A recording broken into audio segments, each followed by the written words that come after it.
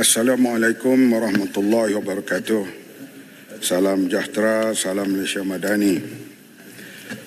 Tuan Dipertua dan ahli-ahli Dewan yang dihormati sekalian, terima kasih kepada 44 orang ahli yang berhormat yang telah mengambil bahagian dan berbahas berhubung perkara-perkara di bawah bidang kuasa Kementerian Pertanian dan Keterjaminan Makanan.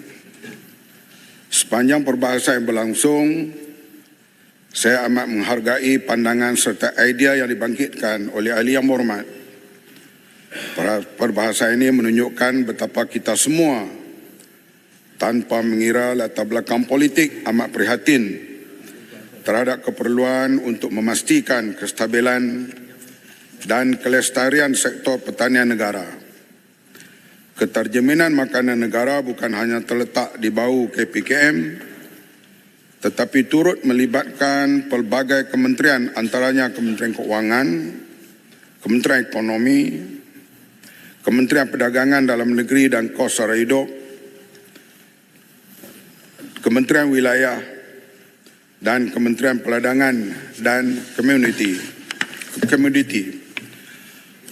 Untuk maklumat yang berhormat, kerajaan melalui bajet 2025 telah menyediakan peruntukan sebanyak 6.42 bilion, iaitu peningkatan 250 juta atau 4.1% berbanding dengan tahun 2024. Bagi sisi pergolongan hari ini, saya akan menjawab dan memberi pandangan terhadap isu-isu yang dibangkitkan pada sesi perbahasan berdasarkan kepada bidang tugas utama dan subsektor di bawah KPKM. Yang pertama, peningkatan produktif padi dan beras.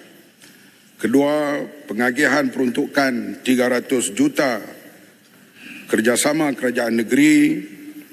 Yang ketiga, penumpuan kepada kebajikan golongan sasar kementerian. Keempat, pengembangan industri ternakan. Kelima, pelaksanaan dasar dan strategi bagi produktiviti domestik. Dan keenam, penanaman bawang, jagung bijian dan sayur-sayuran. Kalau tak dapat jawab menghabisi setiap ahli parlimen yang bertanya, saya akan jawab secara bertulis. Yang tak ada dalam Dewan terus jawapan bertulis. Nampaknya ada belakang. Kementerian sebelum saya tadi banyak yang tak hadir, maka dia cepat habis. Yang nampak semua hadir, termasuk Timbalan Perdana Menteri.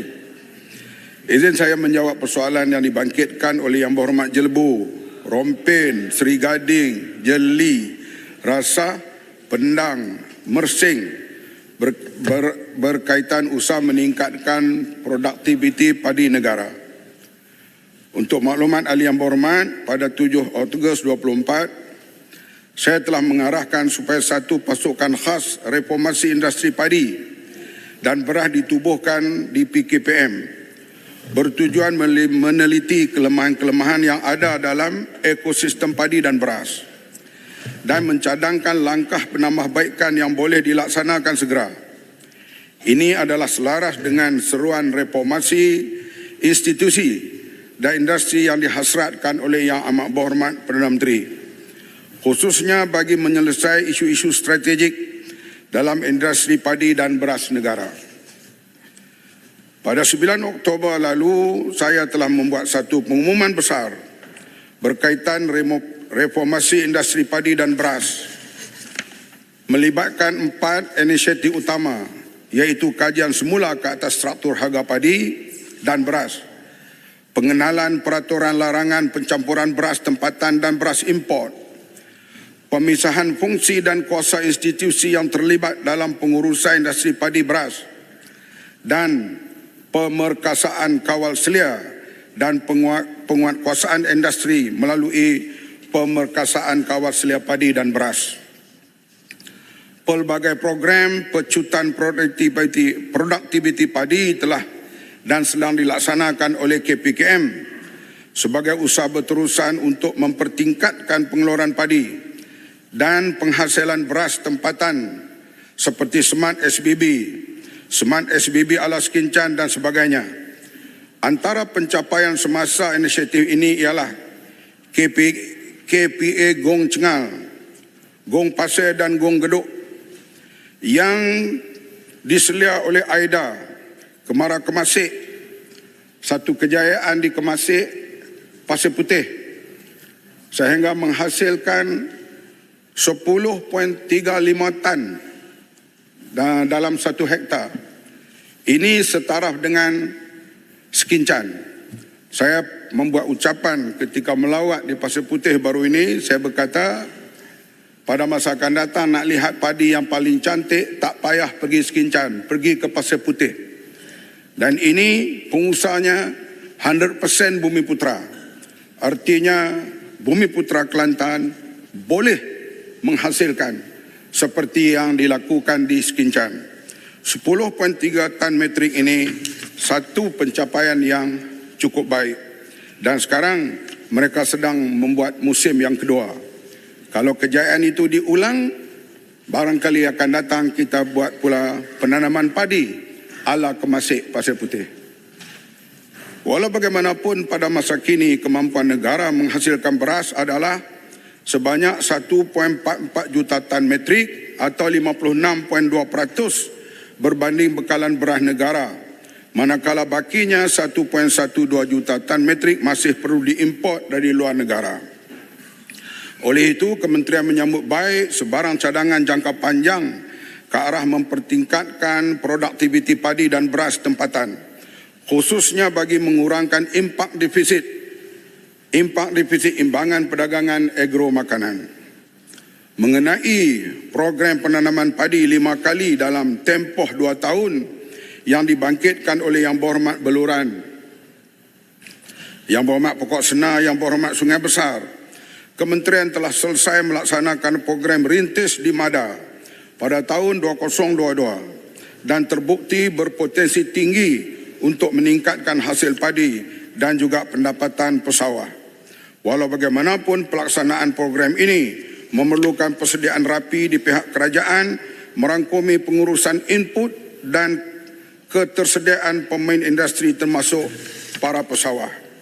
Pada masa ini, persediaan lengkap kewirausahaan tersebut sedang giat dilaksanakan oleh kementerian, termasuk pembangunan infrastruktur pengairan fasa 1 di Mada yang melibatkan projek pemulihan menyeluruh empangan Pedu dan pembinaan 15 blok pengairan tersier yang melibatkan keluasan 11,000 hektar dan dijangka memberi manfaat kepada 5,000 orang pesawah. Sebagai makluman kepada Dewan, Kerajaan Sarawak telah mencadangkan pembangunan kawasan seluas 5,000 hektar sebagai usaha untuk menjadikan negeri ini salah satu jelapang padi utama negara. Langkah ini telah mendapat perhatian serius oleh Kerajaan Persekutuan.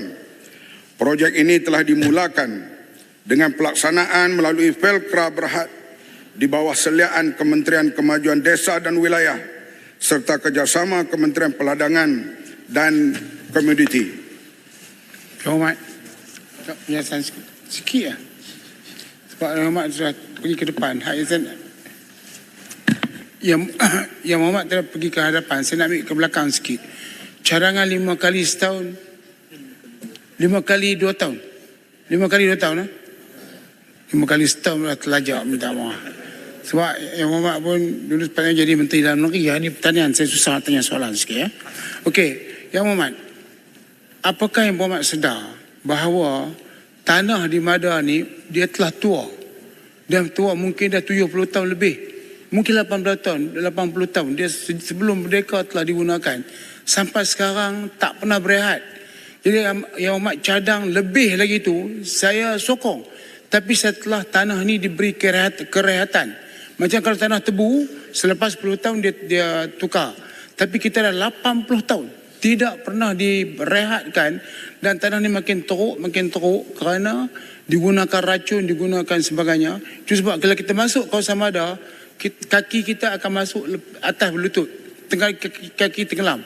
Jadi kita hanya bertahan Sekarang ni cuma semua peringkat hanya mampu untuk dapat 1.5 tan serlo. Jadi Ahmad sebut yang tinggi itu setengah tempat yang senang dapat air, okey. Tapi pada keseluruhannya itulah yang kita dapat 1.5 tan ke 2 tan. Jadi apakah yang Berhormat bercadang untuk merehatkan tanah Mada selama 2 tahun?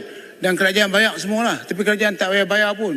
Subsidi yang ada tu bagi kepada petani, dan petani rehatkan tanah 2 tahun untuk tanam yang lain selain pada padi, supaya tanah itu kuat balik. Jadi orang pun kalau dah umur 70 tahun dia tak boleh melahirkan anak lagi lah, lebih kurang macam tu. Jadi kalau padi kita paksa, kita gunakan baja dan racun, tapi masih dia tak boleh bertahan sebab tanah terlampau lama. Terima kasih. Ya, saya sokong hasrat kementerian untuk meningkatkan pengeluaran beras tempatan. Lately ini pengeluaran kita menurun, walaupun dulu dikatakan 60%, sekarang is less than 60% daripada SSL. Itu merupakan hakikat. Dan kementerian perlu sokongan daripada semua pihak, pihak swasta, kerajaan. Kalau nak buat 5x2 ni, 5-2, pendekatan 5-2 ni, sebagian besar daripada ampangan saliran yang ada di jelapang padi sekarang ini perlu ditabaik pulih.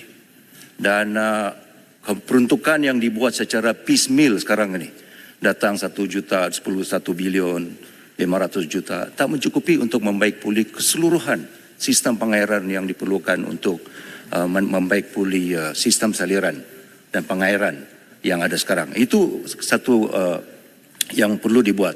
Satu perkara untuk yang Menteri, pihak kementerian ada kapasiti untuk menambah baik benih padi. Mardi perlu diberi peruntukan untuk membuat penyelidikan menyeluruh secara terperinci untuk mengeluarkan benih padi yang lebih berkualiti. Di Sekincan satu ketika dulu yang Muhammad Menteri Ringkaskan, jangan ambil masa. Sekincan sebelum ni pengeluaran yang tertinggi, tapi lately mereka juga kurang daripada 10 tan. Kerana adanya digunakan padi hybrid, benih padi hybrid yang adulterated over time. Jadi itu merupakan perkara yang perlu diambil. Pengumuman KPLB nak develop Sarawak tanah Sarawak ni untuk padi, dah berapa kali dibuatlah. Sebelum ni pengumuman KPLB juga mengumumkan akan di-develop jelapang padi baru di Sabah. Tetapi kita tak nampak hasrat ini disusuli dengan tindakan dari segi peruntukan dan dana yang diperlukan. Terima kasih. Sikit Yang Menteri, boleh? Sekincan. Ya. Sabak Bernam. Sabak Bernam. Kawasan Bernam. Ini disebut Sekincan banyak kali, Tuan Yang Pertua. Bila bercakap berkaitan dengan 5 musim 2 tahun, satu pertanyaan saya lah dari segi varieti padi. Dari segi persiapan kita, infra, okey, mungkin dalam perancangan. Tapi dari segi varieti padi kita, kalau ikut di Thailand antara 80 hingga 85 hari. Vietnam 75 hingga 80 hari. Tetapi kita 110 hari ke 120 hari. Jadi kalau kita nak mencapai tahap 5 kali 2 tahun, varieti padi kita mesti menyamai bagaimana tempoh matang padi di Vietnam, Thailand ataupun di Indonesia. Terima kasih, Yang Menteri. Terima kasih. Terima kasih. Oh, nampaknya pakai tak jawab lah. Abang tak jawab lah, abang jawab. Silakan. Okey, jawab kami. Terima kasih. Kawasan padi juga, ya. Timbalan Speaker. Terima kasih kepada Menteri. Ringkaskan ya. Bukan Soalan berbahas. berkenaan dengan kita memang nak menggalakkan petani ini untuk tanam padi. Tapi realiti yang di bawah sana kita tengok petani hari ini sebenarnya berada di paras kemiskinan dah. Kalau cara mereka dah gibap nanti mereka tinggalkan. Di tempat saya dah banyak tanah-tanah sawah yang ditukar kepada tanam sawit. Cuba kita tengok contoh dia. Bagus. Berkenaan dengan harga kawalan benih. Tahun 2023, RM2.25 untuk 1 kilo. Kemudian, dalam masa yang sama kita dapat lihat skim subsidi harga padi 36 sen. Datang tahun 2024, kawalan runcit benih pula naik lagi RM2.80 sekilo. Sedangkan skim subsidi harga padi hanya naik 26 sen, iaitu 50 sen 1 kilo. Harga kawalan benih ni pula dulu RM2.25, naik RM2.80, naik 55 sen. Sedangkan subsidi hanya naik 26 sen. Jadi macam manakah kita dapat tengok ni tak masuk lagi dengan input-input baja, racun dan sebagainya. Satu. Yang keduanya berkenaan dengan untuk penyediaan benih subsidi. Kerajaan berikan RM20.60 per beg untuk 20 kilo benih untuk kepada penyedia benih ni tadi. Yang kita tahu yang penyedia-penyedia benih ni mereka dah dapat pun RM20.60 per beg walaupun sepatutnya jual dengan harga RM32 harga ditetapkan, tapi berlaku di pasaran sana RM58 hingga RM60 kepada petani. Persoalan saya ialah ada dari kalangan petani-petani yang ada inovasi sendiri yang mereka buat benih sendiri walaupun cara haram sebenarnya tak dibenarkan, kita tahu, tapi mereka paksa buat kerana benih yang mereka dapat tu tidak ada kualiti. Sedangkan hak penyedia benih itu pula dapat subsidi sebanyak RM20.60. Petani hak yang buat benih sendiri tak dapat apa-apa. Jadi ini satu perkara yang perlu dipikirkan untuk kita nak cakap tentang reformasi. Wahai Puan Presiden. Satu hari kita ceramah di satu pentas.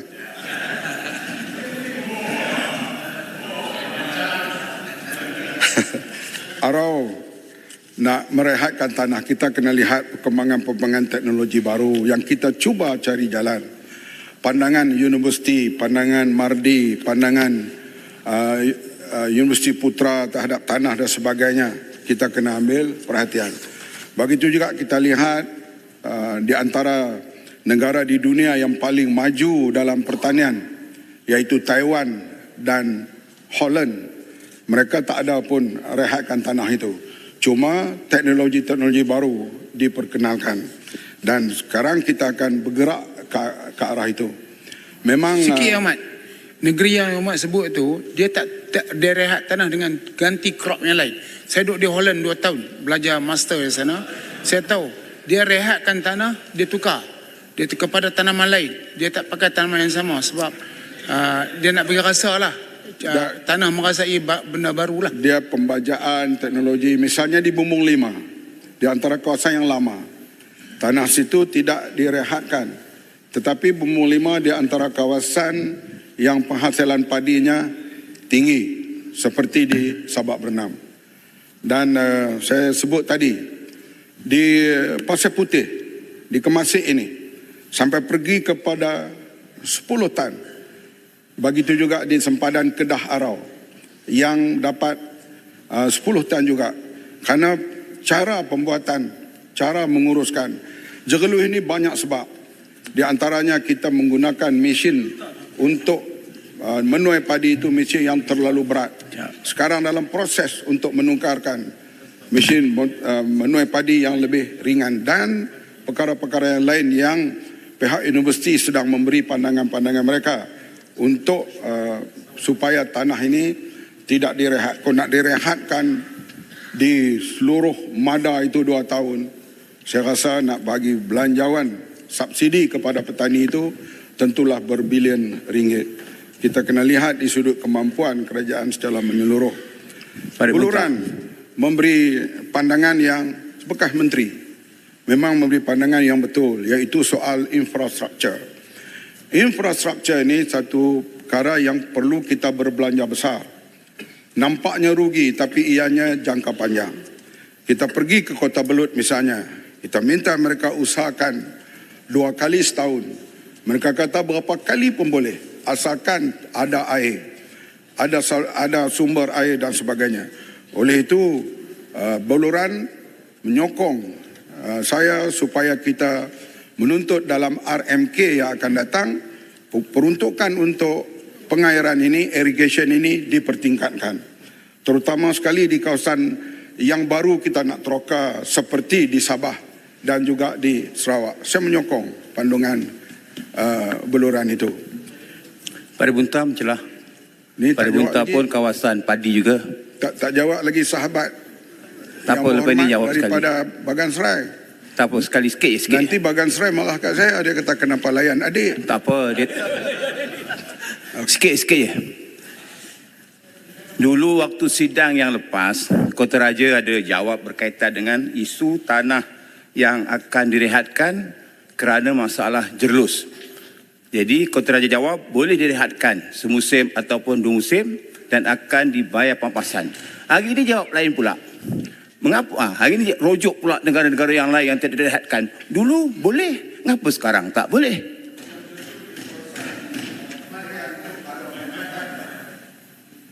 Tanah jerlus di kawasan Krian itu ada peruntukan. Saya jawab secara bertulis. Ada tahun ini untuk pampasan tanah jerlus di Krian itu.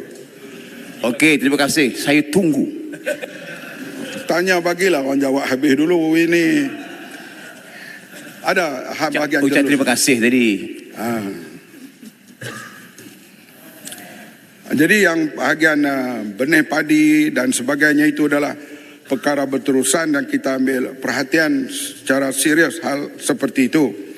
Tentang kekurangan kawasan sawah, kita hilang 20,000 hektar bagan serai, di antaranya tukar tanaman, perumahan dan terbiar kerana generasi muda tidak mau meneruskan kerja-kerja sawah itu. Oleh itu kita buat tumpuan sekarang untuk memulihkan keadaan itu. Di antaranya seperti di Melaka, di Negeri Sembilan, di Johor. Dan pemulihan itu kita nak bersama dengan kerajaan negeri. Baru ini saya ke Melaka termasuk menteri besar, ketua menterinya dan juga exco-nya berjanji dan bersama untuk memulihkan sawah-sawah terbiar itu yang jumlahnya agak luas dapat menampung penanaman padi pada masa yang akan datang. Tentang penurunan 56% padi beras sekarang ini kerana DOSEM minta supaya perkiraan dibuat cara baru, iaitu benih tidak dimasukkan dalam kategori beras, maka ditolak hal-hal itu, maka kita tinggal 56%. Sebab itu usaha secara intensif sekarang ini dibuka kawasan baru, khasnya disebut di 3 negeri tadi, di Sabah dan di Sarawak. Sarawak saya sebut di sini kerana premiernya sendiri mengumumkan peruntukan 500 juta pada tahun depan khas untuk padi, dan PKPM akan terus bekerjasama apa saja bentuk untuk merealisasikan, iaitu Sarawak akan membuka 5,000 hektar sawah, 5,000 hektar sawah dalam masa yang terdekat ini, dan Sarawak berazam sampai mereka boleh mengekspor beras pada 2030 nanti. Itu azam, berjaya atau tidak bergantung kepada usaha-usaha kita bersama. Kerajaan mengambil maklum kebimbangan yang dibangkitkan oleh Yang Berhormat Beloran, Rompin, Jerai, Arau, Julau berhubung harga belian padi dan perbezaan harga tersebut antara negeri. Harga minimum belian padi kini ditetapkan pada kadar RM1,300 per tan metrik, dan pelaksanaan ini juga merangkumi negeri Sabah dan Sarawak mulai 15 Februari 2024. Saya ingin menegaskan bahawa penetapan harga ini adalah langkah strategik bagi melindungi kepentingan pesawah. Walaupun begitu, perbezaan harga antara negeri adalah keputusan perniagaan berdasarkan dinamik pasaran setempat. Bagi menjawab kebimbangan sama ada kerajaan bercadang menyelaras harga jualan padi di seluruh negara, kerajaan sedang mempertimbangkan cadangan tersebut setelah kajian terperinci mengenai penyelarasan harga baru dimuktamadkan dalam masa terdekat. Kajian ini bertujuan memastikan kestabilan harga padi di semua kawasan dan membantu meningkatkan pendapatan pesawah secara adil. Laluan, Jerai. Apa hal pun perubahan, kita kena utamakan pesawah. Itu arau itu saya jamin. Kalau apa perubahan pun, pesawah yang akan menanggung beban ruginya, maka kita akan melihat secara serius hal itu supaya Jerai. Ya, terima kasih Menteri. Berkaitan dengan harga padi, ada pengailan swasta menaikkan sampai RM1,800. Dan bila saya tanya pada KSU, dia sebut kami yang kawal. Tapi pengailan swasta dia menaikkan sampai RM1,800 dan sampai satu tahap dia turun balik ke 1,300. Apakah langkah-langkah pihak kementerian untuk menangani isu kenaikan harga yang sementara ni? Satu reform yang besar adalah hal padi ini. Sedang kita buat sekarang ini bersama dengan agensi yang lain seperti MYCC yang juga buat kajian lebih daripada 7 bulan dan akan mereka keluarkan hasil kajian mereka. Pandangan-pandangan itu kita ambil kira untuk membuat satu reform yang besar. Kita harap semua wakil rakyat kena sokong. Ini untuk kepentingan industri padi dan beras di Malaysia ini. Yang Menteri, harga lantai padi, berat padi pada kadar 1,300 satu tan. Itu merupakan yang ditentukan oleh kementerian sejak sebelum saya dan semasa sekarang ni. Tetapi penghilang beli 1,800 dia tak logik. Tetapi dari segi biasanya tak logik, tetapi dari segi bisnesnya logik. Kerana beras padi yang dibeli, padi tempatan yang dibeli itu di-convert kepada beras import. Yang itu kementerian kena cek tu. Dia very simple. Kenapa beli 1,800? Kerana padi beras tu, padi tempatan tu bukan dijual sebagai beras putih tempatan, tetapi dijual sebagai beras putih import. Yang ini kementerian kena cek. Penguatkuasaan di bawah bagian padi beras 160 orang itu tak mencukupi Yang Menteri. Dia kena mendalam, kena buat siasatan secara mendalam. Very simple. Business argument boleh. Tetapi dari segi logiknya tak mungkin. Kerana RM1,300 itu beras akan dijual pada kadar RM2.60 1 kilo. So sebab tu tak ada beras RM2.60. Mereka beli 1,800, 1,400 dan akan dijual sebagai beras putih import pada kadar RM30-40 1 kilogram. Ya. Yang itu kementerian tahu tak Yang Mat? Ya. Nampaknya yang bertanya itu tahu bagaimana saya nak jawab. Ya. Yang Mat, terima kasih. Sebab ini adalah Ya. ya. Terima kasih. Kita akan menyokong reformasi revolusi. Reformasi. Sebab reformasi ini gagal. Sebab apa? Pas pergi berlawan di hadapan orang lain dapat jadi Perdana Menteri. Itu reformasi baru pula ya, Mat. Reformasi padi. Okey, Yang Mat. Sebelum kajian dibuat, saya bimbang kajian ini saya tak tahu bila. Tapi saya minta sebab 1,800 tu saya di hadapan mata. Saya juga pesawah tapi saya tak ambil duit lah. Saya bagi ke orang itu ya. Saya juga pesawah Yang Muhammad. 1,800 dia beli. Tetapi lepas 3 minggu, 1,400. RM400. Orang yang bernasib baik orang Perlis. Sebab masa 1,800 di Perlis. Orang Kedah paling nasib tidak baik. Mereka bila mula harvest 1,400. Jadi kesian kepada orang Kedah. Ya. Ada kiri kanan dia kena. Jadi Yang Muhammad, saya nak cadangkan supaya reformasi ini sebelum dimulakan buat terus 1,500 dia orang terima. Gaji minimum 1,700. Jadi kami duduk tengah-tengah lah, no problem. Sebab gaji minimum naik, sama gaji minimum naikkan harga lantai 1,500. No problem. Ini cadangan daripada banyak pihak. Terima kasih. Terima kasih Arau. Sebenarnya harga padi turun mengejut itu selepas saya mengumum pada bulan Oktober yang lalu, iaitu kita akan buat satu reform besar-besaran. Maka harga padi, pembelian padi daripada 1,800 dia turun ke 1,400. Ya Muhammad, Ini bermakna, Ya Pak Menteri. ini bermakna mereka sedikit gerun kepada menteri ini. Ya Pak Menteri, kenaikan yang oleh kilang swasta ni 2 kali, 2 musim. Dia naik 1,800, dia turun. Kemudian musim yang kedua, dia naik juga. 1,800 dia turun balik. Saya ingat dia tak ikut pengumuman menteri ni sebab ikut suka dia. Ya, sebab itu kita akan buat satu reform yang besar. Gabungan daripada KPDN dengan KPKM kita akan buat pembaharuan ini. Orang kata pembaharuan ini boleh selesai atau tidak, kita cuba. Sebab hal padi ini daripada LPN dulu ke Bernas, sekarang pula ada bagaimana masalah, dia sentiasa bergolak hal padi ini. Hal lain-lain tu boleh kata nampak ada penghujung penyelesaian. Padi ini tidak.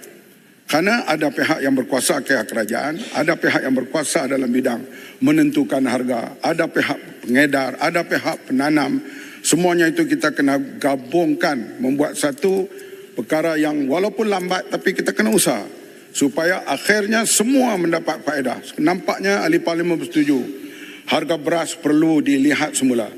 RM2.60 tahun 2008. Sekarang adakah nak kekal dengan harga itu? kita akan juga pandangan daripada MYCC yang membuat kajian, temu bual, libat urus dengan banyak pihak, dan dah siap laporan mereka itu akan dibentangkan dalam mesyuarat yang terdekat ini, dan daripada situ kita akan bergerak dan bertindak untuk reform hal padi dan beras ini secara menyeluruh, secara besar-besaran. Bagan serah ya. Ketua dan Menteri, persoalan saya berkenaan dengan hal yang berkaitan dengan hari ini. Tempat saya ini 60% pengeluaran padi, tiba-tiba beras tempatan tak ada. Okey.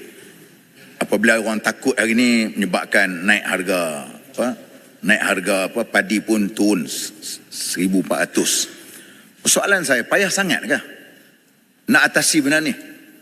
Saya ingat benda paling mudah. Kita tahu pergi di kilang mudah kerana setiap penjual padi itu, pesawah tadi, dia mesti ada nota dia kepada pengilang. Invoice dia pasal dia nak dapat claim subsidi.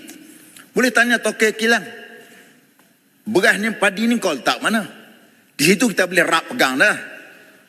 Jadi memang nanti akan dijawab oleh menteri, kita tak cukup penguatkuasa. Betul. Kita pergi sekali-sekala. Kalau agak-agak tak ada kemampuan, kami wakil rakyat, kami daripada PN bersedia untuk pergi ke kilang-kilang sana. Tahniah Bagan Serai. Nanti saya pergi rush mana-mana kilang, saya panggil Bagan Serai. Tak datang jaga. Dan kita tahu di sudut kuasa ini Kementerian akui. Sebab itu dalam reform ini kita nak gabungkan semua penguatkuasa di bawah kementerian ini, digabungkan kepada satu. Sama ada daripada Makis, daripada padi dan beras, daripada LKM, daripada semua, kita gabung itu, kita akan ramai penguatkuasa yang akan bertindak, dan saya yakin Buluran boleh faham hal ini, hal penguatkuasa ini. Tapi hal penguatkuasa ini kita nak buat pun mesti ada penyeimbangan. Dalam hal berani kita mau petani untung, pengilang pun kita nak dia untung, pengedar kita nak dia untung, pengguna pun tidak dibebankan. Sebab itu kita kena lihat di semua segi supaya semuanya win-win. Kita tak boleh ambil satu tindakan satu pihak yang untung. Biar semua pihak mendapat keuntungan. Saya ubah tajuk lain sikit ya. Alah ni pendang banjir termenung. Boleh, Yang Hormat Menteri. Tinggal 12 minit lagi. Tak masuk Menteri. apa dah yang Saya lain. rasa Menteri yang paling terbuka dan sangat berterima rasa adalah Menteri Pertanian dan Keterjaminan Makanan. Cak, terima kasih. Sebab saya tengok menteri lain tak beri kebenaran untuk kami bertanya. Tapi menteri daripada Kota Raja ni sangat bagus, sangat baik. Saya ingat kekalkan yang itu, nanti naik lagi insyaAllah. Tak ada Soalan saya sekarang ini, saya nak menyentuh berkenaan dengan bisnes strategi model yang ada dalam bawah Kementerian Pertanian dan Keterjaminan Makanan ini. Saya tengok bila harga beras mahal, gaji pun naik, tapi harga padi yang dibeli kepada pesawah turun. Jadi maknanya di sini yang menanggung segala yang menyebabkan inflasi ini, petani menanggung bebanan kepada apa yang berlaku sini. Dia mesti dalam teori ekonomi, bila naik harga gaji sama ada pejabat awam dan sebagainya, dia tentulah barang akan naik. Tetapi petani yang mengeluarkan padi tidak naik. Saya nampak puncanya di mana? Mungkin puncanya di pengilang. Di situ untuk kita membuat bagaimana untuk nak menyelaraskan dalam peimbangan harga padi, beras dan juga kenaikan gaji yang menyebabkan inflasi dalam negara, untuk kita nak kawal inflasi yang berlaku. Salah satu pada segmen ini adalah daripada pertanian, pada padi beras. Saya setuju. Nampaknya pendang menyokong saya ke arah nak menyelaraskan harga beras ini, supaya bila kita buat satu perubahan nanti, tidaklah datang bising di sini semua kata inilah pandangan kami, walaupun daripada pembangkang Menteri Pertanian Keterjaminan Makanan mendengar pandangan kami, iaitu berlaku sedikit perubahan pada masa itu. Inilah kita nak yang berlaku dalam parlimen ini. Sebab saya pun biasa jadi pembangkang lama dulu. Ringkas saja. Persoalan saya ringkas ya, Speaker. Kenapakah beras putih tempatan ni ada ketika pilihan raya kecil dan juga ketika jualan madani? Masa lain tidak ada. Kenapa masa itu saja ada? Terima kasih. Ini soal penguatkuasaan. Bila kerajaan minta, dia mesti layan. Bila kerajaan tak minta, akta campuran beras dan sebagainya. Hebat Menteri, jawab ikhlas. Ikhlas. Jadi saya kata soal beras padi ini rumit, tapi dia boleh selesai, bukan tak boleh. Saya kata tadi macam nak keluarkan di Pasir Putih kita boleh dapat 10 tan. Kalau buat cara begitu di seluruh Malaysia 7 tan per hektar, kita dah beras cukup di Malaysia ini. Tapi kita tahulah banyakkannya ada, bukan semua lah sawah penjawah kajin, tapi ada yang pakti, tanam, tinggal, telefon untuk tanya subsidi. Jadi kalau buat bendang cara pakti tak boleh capai hasil yang baik. Tapi bila kita tumpu, walaupun dulu bukan kawasan pengeluaran yang tinggi, misalnya di Pasir Putih, daripada 3 tan naik ke 10 tan. Artinya boleh. Per hektar. Artinya Bumi Putra boleh. Tapi tumpuan mesti diberi. Kalau tanam, kemudian kita cakap buat bendang rugi. Buat bendang rugi. Bangla ambil untung. Bagaimana kalau Bangla ni dah dia kuasai sayur, tak lama lagi dia kuasai bendang pula. Sebab Cameron Helen kita tahu penanam mereka, pengedar mereka, penjual di Selayang pun mereka kuasai sudah rantaian bekalan mereka dah kuasai kerana kerajinan mereka. Jadi kita kena lihat secara kritik ke dalam. Kenapa kita gagal? Bila kita turun, kita usah, kita nampak ianya meningkat. Sebab itulah hal padi ini saya melihat secara serius. Sebab kita membesar dalam bendang. Saya dulu naik kebau. Faham? Lembu pun saya naik. Yang menjadi heboh dalam parlimen itu. Seterusnya, YB Bagan Serai, YB Rasah, YB Pendang dan YB Jeli membangkitkan persoalan berhubung kekurangan bekalan beras putih tempatan yang saya sebut tadi. Penguatkuasaan mesti dipertingkatkan dari masa ke semasa. Kali ini, bila ada tindakan-tindakan yang lebih keras, sebab saya dulu bila jadi Menteri Pertahanan, yang pertama, saya panggil Tan Sri Amrin Buang buat jawatankuasa siasatan. Dah siap, dah semua siasatan 1 tahun, kerajaan kami jatuh. Yang depan ni lah berjatuh ni. Kemudian sekarang kita nak tubuh jawatankuasa ni, kita nak buat pembaharuan. Janganlah penjatuh kerajaan ini sehingga pilihan raya akan datang. Lepas tu jatuh pula. Tan Sri. Jadi kita dah siap buat kajian semua. Nak laksana, jatuh pula. Kali ini tidak, insya-Allah. Tuan-tuan akan lihat, ahli parlimen akan lihat kejayaan kita selepas ini. Untuk makluman Dewan Yang Mulia, berdasarkan pandangan pemain industri, cabaran utama yang menyebabkan kekurangan bekalan beras putih tempatan di pasaran adalah harga kawalan beras putih tempatan yang tidak kompetitif. Sejak tahun 2008, harga siling beras putih tempatan telah ditetapkan RM2.60 sekilogram bagi memastikan rakyat mendapat beras pada harga yang berpatutan. Pada waktu itu, harga 1 tan lebih kurang RM900. Sekarang yang ditetapkan RM1,300. Apakah nak kekal RM2.60 untuk sekilo itu? Saya tak boleh kata hari ini. Kajian sedang dibuat dengan berbagai pihak dan libat urus sedang dibuat, dan pandangan MYCC yang telah lengkap buat kajian itu akan dipersembahkan kepada kita. Sebagai langkah penyelesaian jangka panjang, KPKM berpandang bahawa semakan semula harga siling beras putih tempatan adalah wajar dilaksanakan. Ini pandangan pendam. Walaupun cadangan ini masih dalam proses kajian terperinci, pihak Suruhanjaya Persaingan Malaysia MYCC telah melengkapkan laporan kajian dan mengenai industri padi dan beras, dan dimaklumkan laporan ini akan dibentangkan dalam mesyuarat Jawatankuasa Kabinet mengenai dasar keterjaminan makanan negara akan datang, iaitu FSCC. KPKM komited untuk meneliti hasil kajian ini serta syur yang dikemukakan dengan harapan reformasi industri padi dan beras dapat dilaksanakan secara menyeluruh. Bekas Menteri Pertanian. Baik, betul. Baik. Sebelum tu, sila duduk sekejap.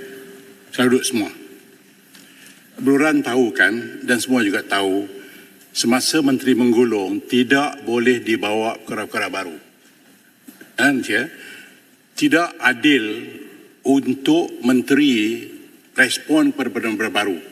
Maknanya menteri datang untuk menjawab soalan-soalan yang telah dikemukakan dalam perbahasan dahulu. Jadi kalau nak bangun, tanya setakat penjelasan. Tetapi jangan bawa perkara baru. Saya mohon maaf.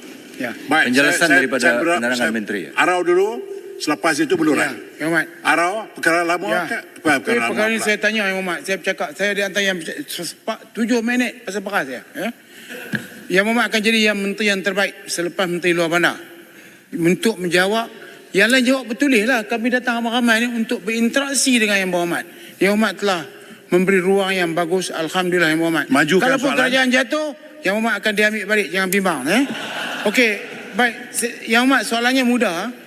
Punca beras naik harga kerana kita apungkan beras import. Saya dah ulang berkali-kali. Kalau beras import tak diapung, harga tak naik. Nombor satu. Yang Berhormat telah sebut bahawa harga jatuh daripada 1,008 ke 1,004 kerana Yang Berhormat telah mengeluarkan kenyataan. Maka takut pada Yang Berhormat.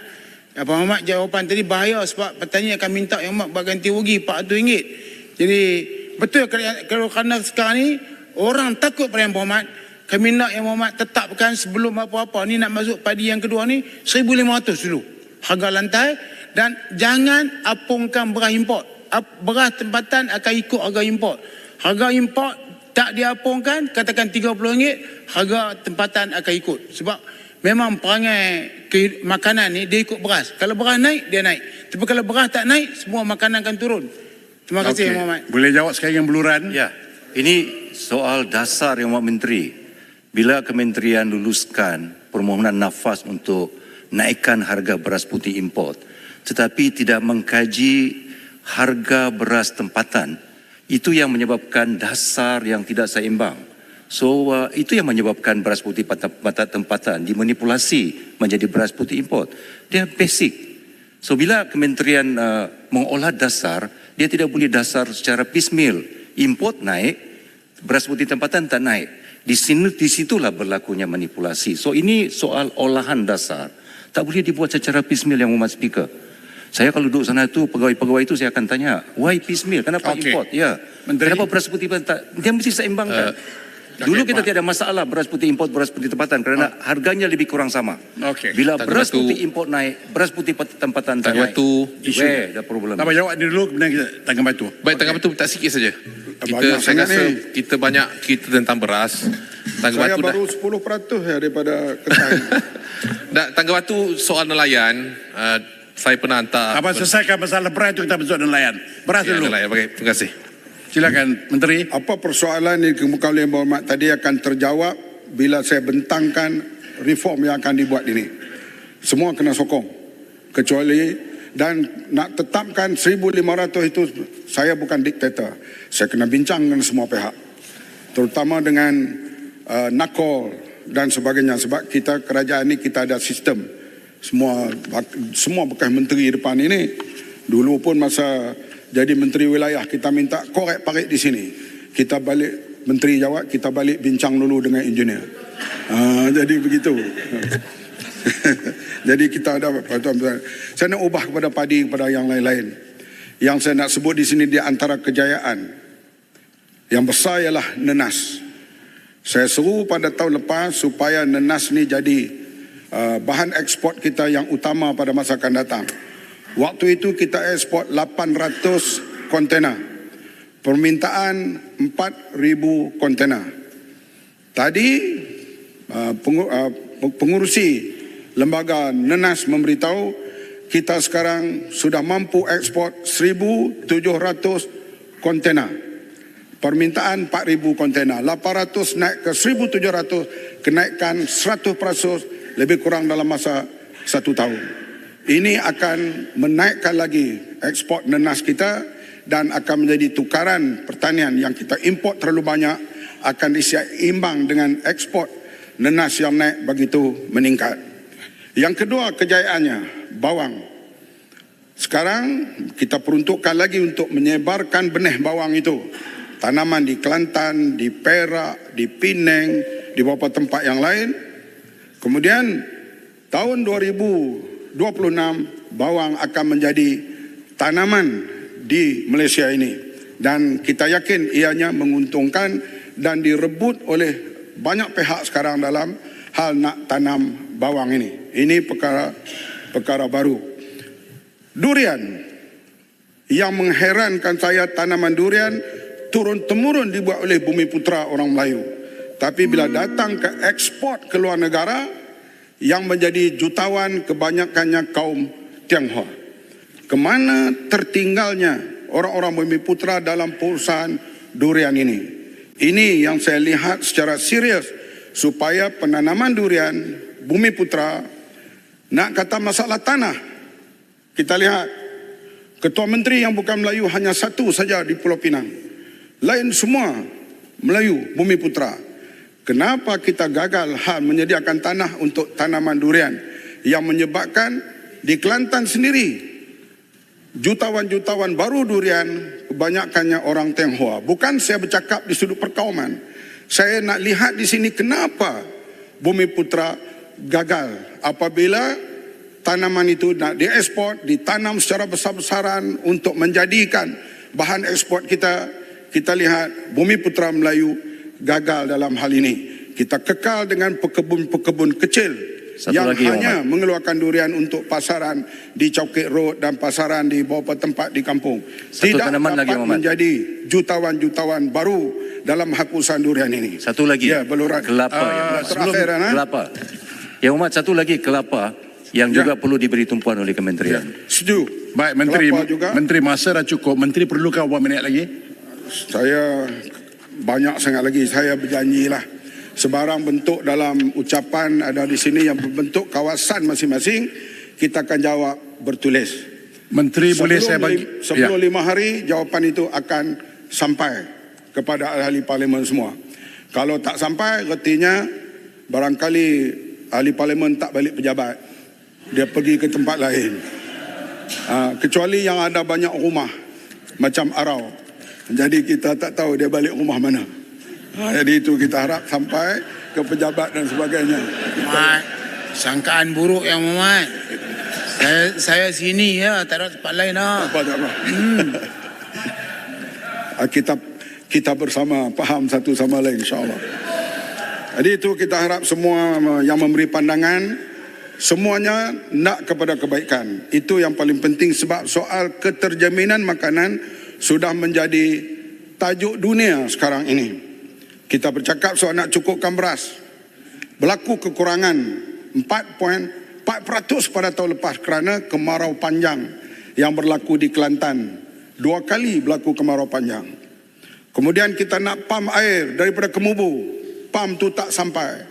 Perdana Menteri umum 20 juta untuk nak beli pam. Pam tak sampai, kena buat satu jajaran baru untuk pam air daripada Sungai Kelantan. Ini semua hal keterjaminan makanan ini perlu kerjasama. Kerajaan negeri kena membantu bersama teman sekali hal penyediaan tanah supaya kita dapat mengembangkan hal penanaman padi ternakan.